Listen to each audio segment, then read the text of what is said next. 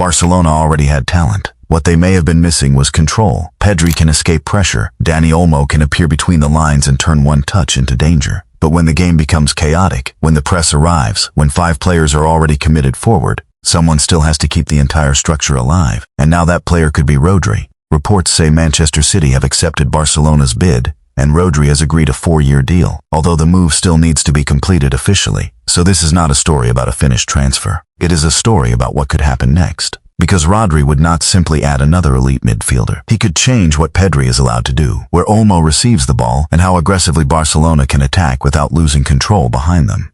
3 players, 3 completely different jobs, one triangle that could solve almost every phase of a match. If those roles connect, Barcelona would not just have more quality in midfield, they would have more control over every kind of game. But there is a catch. On paper, this midfield looks almost perfect. Europe will not play them on paper. The real question is whether Rodri, Pedri, and Olmo can turn control, creativity, and movement into one system opponents cannot escape. The first piece is the least spectacular and maybe the most important. Rodri does not need to beat 3 defenders.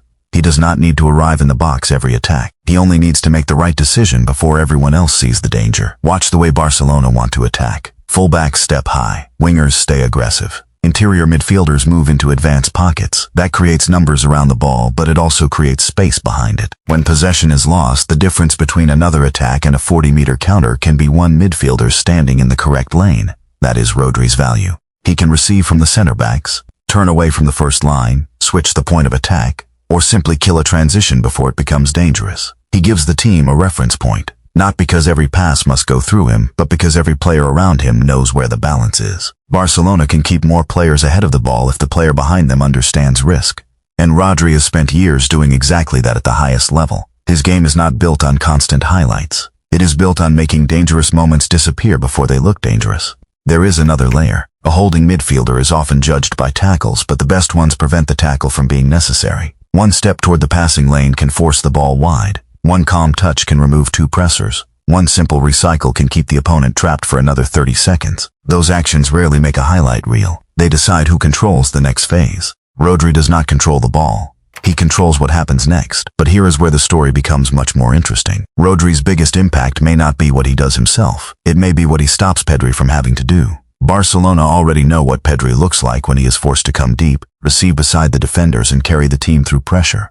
He can do it. That is the problem. Because when your most creative midfielder is solving the first phase, he is not receiving in the spaces where he can hurt the opponent most. Put Rodri behind him and the picture changes. Pedri can start higher. He can drift into the left half space, receive on the turn, combine with the winger, and play the pass before the defensive block has time to reset. Now the opponent faces a choice. Step out to Rodri and Pedri may appear behind the press. Stay compact around Pedri and Rodri gets time to control the build-up. This is not about removing defensive responsibility from Pedri. It is about moving his responsibility closer to goal. The more often Pedri receives facing forward, the more Barcelona can attack a defense that is still moving. Rodri controls the first problem, so Pedri can create the second one. Pedri is valuable everywhere, but Barcelona become more dangerous when his first touch happens closer to the opponent's midfield than to his own center backs.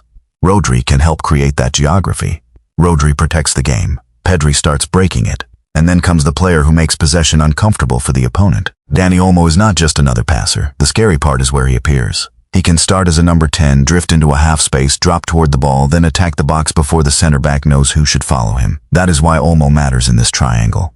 Rodri can stabilize the base. Pedri can move the defense. But somebody has to attack the opening after the defense moves. Olmo gives Barcelona that vertical step. A one-touch combination, a late run, a pass around the corner, a shot from the edge. He does not have to dominate the ball to dominate a moment. And that distinction matters. If all 3 midfielders wanted to control possession in the same zones, the structure would become slow and crowded. But Olmo does not need Pedri's role. Pedri does not need Rodri's role. Their differences are the reason the triangle makes sense. Olmo can live between midfield and defense. He can move behind a marker just as Pedri receives. He can arrive in the box without starting there. He can turn controlled possession into a final action. Rodri builds the platform. Pedri opens the door.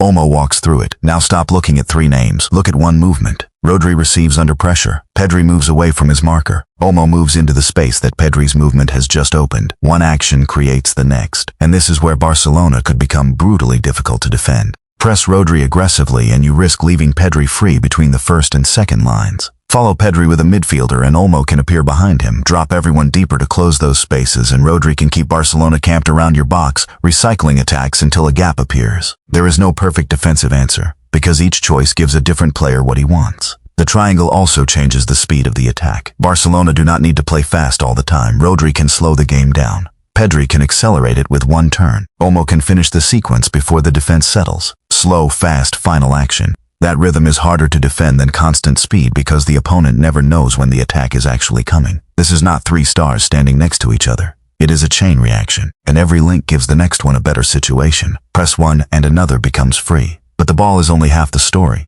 Barcelona also need to recover it quickly, because aggressive positioning becomes dangerous when the first counter-press fails. This is another reason Rodri changes the equation. Pedri and Olmo can jump forward after a turnover knowing there is a specialist reading the space behind them. If the first press wins the ball, Barcelona attack again immediately.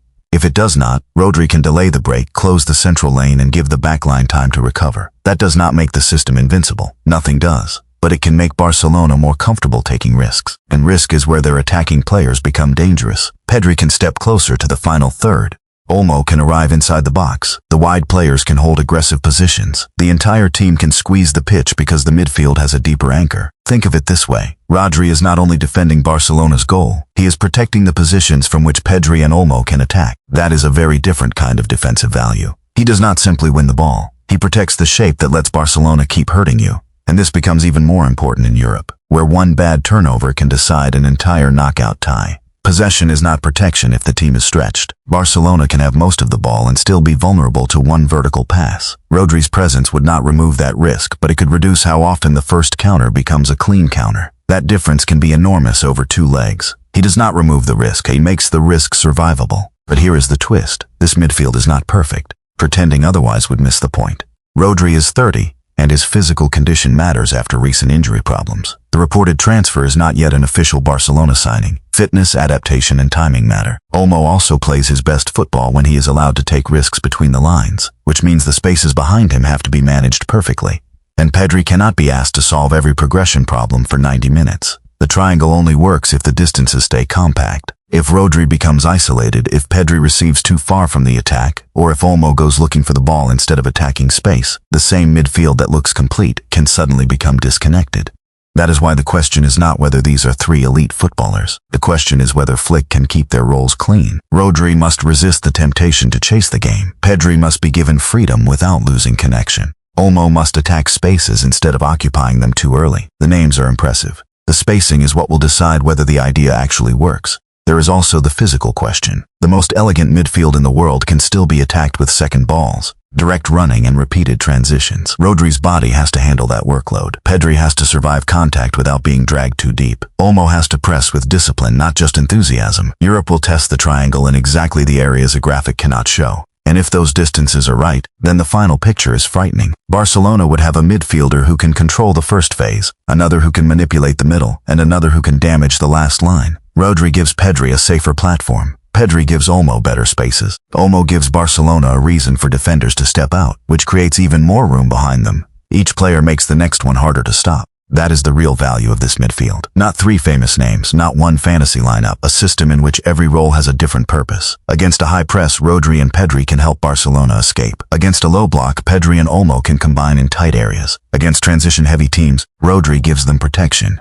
Different opponents ask different questions, and this triangle may have an answer for almost all of them. The deal still has to become official before Barcelona can truly build around Rodri. But if the final steps are completed, Europe should not fear this midfield because it looks beautiful on a graphic. It should fear what happens when the pieces start helping each other. Rodri brings control, Pedri brings imagination, Olmo brings the final cut. Barcelona already had talent. What they may be about to add is balance. And balance is what turns a dangerous team into one that can dominate. Dominate does not mean winning every match or controlling every minute. It means having more ways to impose the game you want. Barcelona could slow a match, speed it up, escape pressure, pin a low block, or recover control after chaos without changing the entire midfield. That flexibility is what separates an exciting trio from a championship level one. Rodri gives them control, Pedri gives them imagination, Olmo gives them damage, and Europe may have to deal with all three at once.